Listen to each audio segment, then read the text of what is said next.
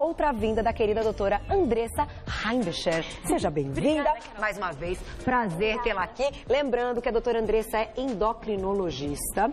E começamos a falar então do diabetes, né? Há 15 dias. Chegaram muitas dúvidas, né? Eu acho que você recebeu essas dúvidas também. Muitas. Então hoje a gente vai fazer uma pauta informativa, porém prática. Isso. Né, doutora? Com muitas coisas que você trouxe aqui, que eu acho importante que o público saiba, porque quantas pessoas podem estar utilizando de maneira errada, né? Tudo isso que está aqui na mesa. Mas para a gente abrir a pauta, eu vou pedir para os meninos colocarem um VT, que a gente vai ilustrar, retomando um pouquinho o assunto da última vez, o que acontece no nosso organismo, enfim, como é liberada essa insulina para a gente entender. Vamos lá, doutora, eu vou pedir para você explicando, então.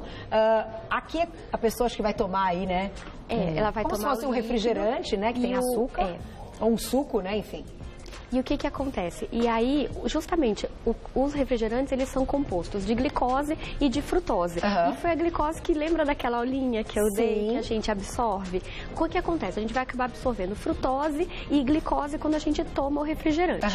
Quando o pâncreas, ele recebe essa informação de que chegou glicose, ele vai liberar o quê? Insulina. E aí, aqui a gente tem, inclusive... A gente tem o quê? A medida dessa glicose no sangue, que a gente vai fazer aqui ao vivo. Que isso é um dos nossos objetivos, ensinar a fazer, que é importante que a gente faça essa medição, para a pessoa ter ideia do quanto está essa glicemia. Perfeito, né? Perfeito. E aí, olha, a gente tem... O que acontece? O nosso fígado, ele também é um regulador dessa glicose no sangue, é ele que vai ajudar com que a gente possa, o pâncreas e o fígado trabalhando em conjunto, é que vai regular o nível de açúcar no nosso sangue. Então, é isso que a gente vai entender de uma maneira prática, por que os medicamentos são indicados. A gente tinha dito na última vez, doutora, que o seguinte, algumas pessoas precisavam da insulina. Para poder controlar os níveis de açúcar no sangue. Outras não. Né? Que isso é uma indicação médica. Isso. Nesse caso, então, se você quiser começar por aqui, quem tem a indicação da insulina? Então, vamos lá. Geralmente quem tem a indicação de insulina é aquele paciente que o pâncreas não produz insulina. Então, quando o vídeo mostrou que o pâncreas libera insulina a partir da quantidade de açúcar que está no sangue, então aqui, ó, é bem bonitinho, porque o pâncreas ele vai estar aqui escondidinho. Quando ele vai liberar essa insulina, muitas vezes o pâncreas do diabetes tipo 1 ou do paciente diabético tipo 2, ele não consegue liberar a quantidade de insulina suficiente. E aí o que a gente vai precisar? Usar a insulina que é de forma injetável. Gente, a gente não tem insulina via oral, por favor. Não existe insulina via oral, existe em desenvolvimento insulina via oral, mas hoje disponível para uso, eu falo que é para uso normal, uso prescrito pelo médico, o que a gente tem é a insulina injetável. Perfeito. E aí, como é que a gente vai fazer essa aplicação de insulina? Que eu acho isso bacana a gente explicar. A gente tem imagens que ilustram os locais de aplicação. Então, vamos agora mudar aqui a nossa imagem ao invés do vídeo. A gente vai colocar as imagens desses locais de aplicação e vamos ensinar como é que vai fazer essa medição. E aí? Um dos locais de aplicação de insulina é em volta da região umbilical, que a gente chama de região periumbilical, e um pouquinho mais nessa lateral aqui. Eu gosto de explicar assim, o paciente que precisa usar insulina, ele vai aplicando como se fosse um reloginho cada aplicação. Então ele aplica meio-dia, 1h da tarde, 2, 3, 4, 5, 6. Principalmente porque algumas vezes essa região tem vasinhos sanguíneos. Então faz um hematoma pequenininho. Então é bom a gente sempre ir variando o local da aplicação para poder não formar fibrose e não formar hematomas consecutivos no mesmo local. Perfeito. Se a gente seguir as imagens, a gente vai ter um segundo local de aplicação, Carol. Então tem outra possibilidade. Tem outros locais. Ó, a gente tem aqui a coxa, na região lateral de coxa. Às vezes, dependendo da pessoa, o médico pode orientar para fazer um pouco na região posterior de coxa, mas basicamente nessa região lateral de coxa que a gente também vai poder aplicar a insulina. E aí tem um espaço, assim, um espaço grande que também é bom e variando, né? O que normalmente eu oriento é fazer que nem uma escadinha. A gente começa de baixo para cima e vai subindo para não poder fazer a aplicação no mesmo local, para não sensibilizar o mesmo local. Perfeito. E temos mais uma imagem, vamos lá. Que é um bracinho. Então, aqui a gente tem o muque, né? Então, essa região, que é a região posterior do braço, a gente pode usar como aplicação. Essa o paciente às vezes fala, ai, Andressa, como é que eu vou fazer essa aplicação? Às vezes é tão difícil. Então tem um macete, gente. Ele ensina. Que é o seguinte, você senta numa cadeira e você apoia o braço na cadeira. Porque normalmente a gente orienta o quê? Fazer a prega e fazer a aplicação. No braço fica difícil fazer a prega e fazer a aplicação, porque a outra mão, né, a pessoa não chega, né? Então assim, você senta numa cadeira, você apoia o seu braço na cadeira, naturalmente já vai fazer um gordinho. Isso, que vai, né, vai amassar um pouquinho o braço. Vai amassar o braço. E aí você vai pegar a insulina na seringa e você vai fazer a aplicação. Entendi. Então é muito cômodo também. Apesar das pessoas se assustarem, essa região do braço, ela é uma região muito cômoda de aplicar. Porque eu acho que tem essa concentração de gordurinha também às vezes é maior, né? Então dói menos, a gente pode dizer assim. Ela é menos incômoda. Muitas vezes as pessoas se assustam muito em fazer a aplicação na região periumbilical. Então dá pra fazer. E um outro macete quando for fazer a aplicação na perna, cruza a perna para meninos e meninas. Cruza a perna, naturalmente forma já mais um amassadinho, aí você vai ter a outra mão livre para fazer a prega e aí você aplica. Perfeito. Mas tem paciente diabético tipo 1 que acompanha no consultório comigo que eu acho muito chique. As meninas abrem a caneta, cruzam a perna, aplicam, ninguém pronto, viu. já foi rápido assim, rápido, ninguém viu. Eu acho que encarando dessa maneira, eu acho fica que muito mais tranquilo, perfeito. né? E aí a gente consegue sim tirar um pouco os mitos com relação à aplicação da insulina. Perfeito. Vamos treinar? Vamos. Eu vou te perguntar só o seguinte, eu vou dar um recado e volto pra gente pra treinar. Pra treinar, que a gente, inclusive a Ilhuzinha vai vir aqui, que a gente vai fazer a medição do dedinho, né? Pra gente ter aí o quanto está a glicose dela neste momento. Agora, vou dar um recado e eu vou te deixar uma pergunta. O ideal, então, é que as pessoas variem sempre os locais de aplicação. Perfeito. Isso. Tem que variar os locais de aplicação. Fiz no braço, amanhã eu faço na perna, tal. Tem alguns cuidados que precisa fazer. Por exemplo, se a pessoa vai correr, eu não oriento fazer na perna. Por quê? Porque vai acelerar a circulação ali no local e a gente pode alterar a absorção de insulina. Então, tem alguns cuidados que o médico vai orientar. Às vezes, a pessoa vai fazer exercício de braço na academia. Não aplica no braço. Se vai correr ou fazer exercício de perna, não aplica na perna. Vai fazer abdominal? Não aplica na barriga. Perfeito. Né? Gestante, normalmente, a gente orienta a não aplicar na barriga na gestação avançada. Que bom que você tocou nesse assunto, porque chegaram várias perguntas de diabetes gestacional. Vamos falar. Então, eu vou dar um recado, já volto. Pra gente rever a medição. Vamos falar da diabetes gestacional? Porque é um caso à parte, né? Eu queria que você explicasse, então, as mulheres que têm o diagnóstico na gravidez do diabetes, não quer dizer que pós-gravidez ela tenha diabetes. Mas ela vai ter mais chance de ter diabetes, cara. Ela vai ter bem mais chance. Então explica pra gente como funciona. Então vamos lá. As meninas que estão grávidas precisam entender o seguinte, o corpo da mulher grávida, ele vai sempre priorizar o bebê. Então sempre ele vai tentar direcionar a insulina, a glicose da mãe para alimentar o bebê, porque o bebê não se alimenta, ele se alimenta através do cordão umbilical. A placenta da mulher grávida, ela vai desativar a insulina da mãe. Porque o que a insulina faz? Ela pega o açúcar e coloca dentro da célula. Então, os hormônios da placenta da mãe vão inativar essa insulina da mãe para quê? Para que a glicosezinha vá para o bebê. Entendi. Só que chega um ponto em que acontece um desequilíbrio desse processo. E é aí que o diabetes gestacional surge. É quando o pâncreas da mãe não consegue produzir uma quantidade de insulina suficiente para manter os níveis de glicose da mãe controlados. Entendi. E aí começa a sobrar glicose no sangue, começa a entrar mais glicose para o bebê começa a crescer acima do normal, que também não é bom, porque o bebê ele tem que ter um crescimento dentro do esperado padrão, ele não pode ultrapassar esse crescimento e a mãe começa a sofrer as consequências do diabetes gestacional. Nossa, gente, olha só, não imaginava que acontecia dessa maneira. Então, o que deve ser feito é evitar na gravidez ganho de peso excessivo. Então, o mais importante, meninas que estão em casa e grávidas, 1 quilo por mês, a depender da orientação do seu obstetra. Muitas vezes o obstetra vai falar assim, olha, você pode ganhar um pouco mais ou não, você tem que ganhar um pouco menos. Evitar carboidrato simples, pão branco, arroz branco, açúcar, macarrão. Sempre a gente vai para os integrais, porque é com os integrais que a gente faz... Lembram que eu expliquei do índice glicêmico? Os integrais, eles lentificam a entrada desse açúcar na corrente sanguínea. Com isso, a mãe acaba comendo menos, não ganhando tanto peso, não aumentando tanto a sua glicose. Perfeito. E aí não forçando tanto o seu pâncreas. Perfeito. É assim que funciona o diabetes gestacional. Meninas, então quem perguntou, respondido.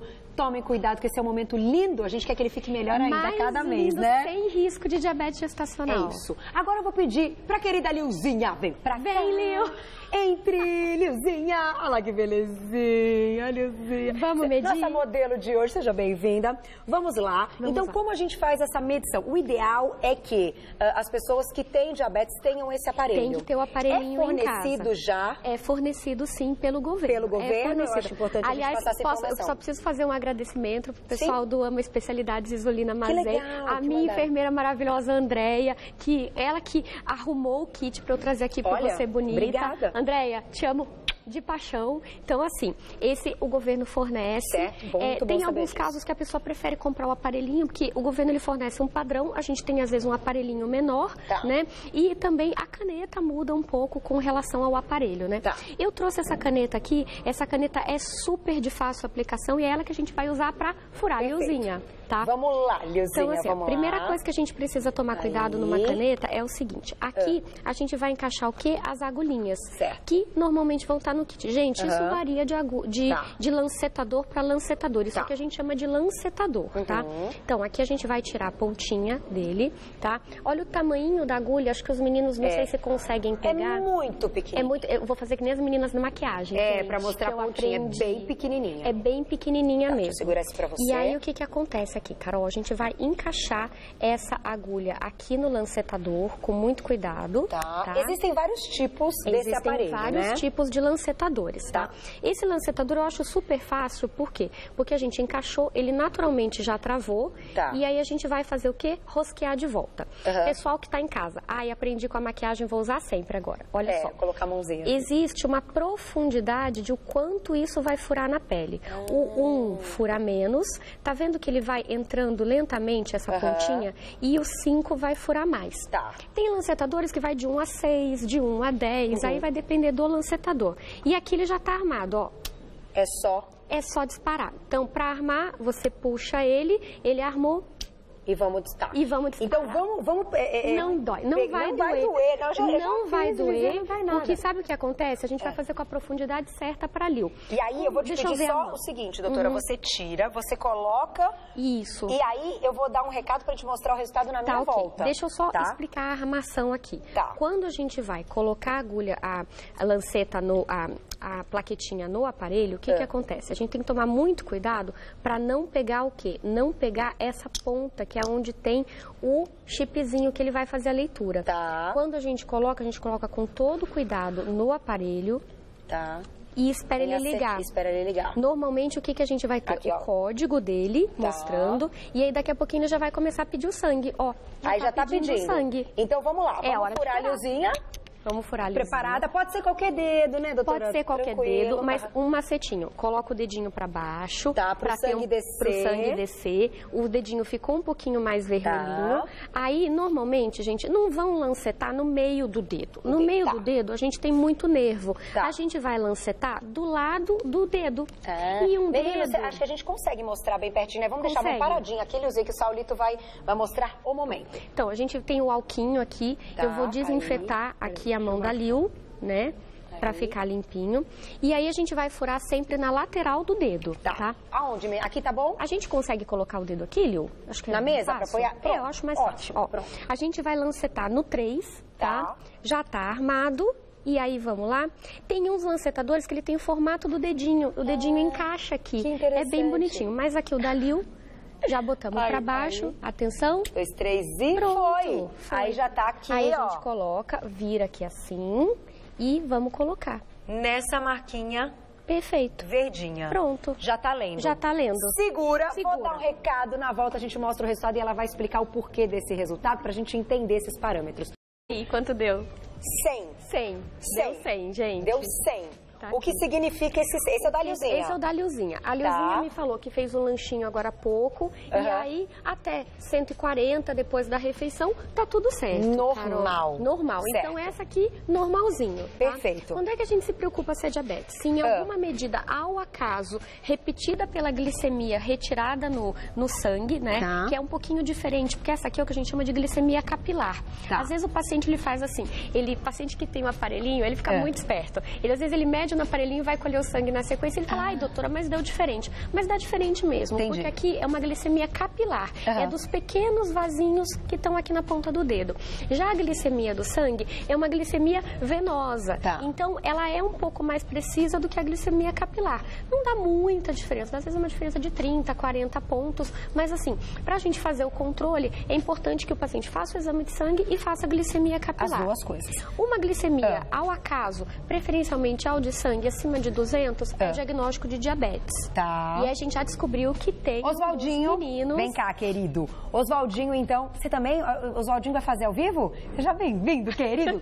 Beijo, adoro-te. Oswaldinho tem diabetes? Deu 248 o último exame, semana passada. E você ainda não foi ao médico, então? Fui, já. Já foi. Então, diagnosticou. Acabou o docinho, acabou o chocolate, acabou tudo. Que bom que você trabalha no Você Bonita.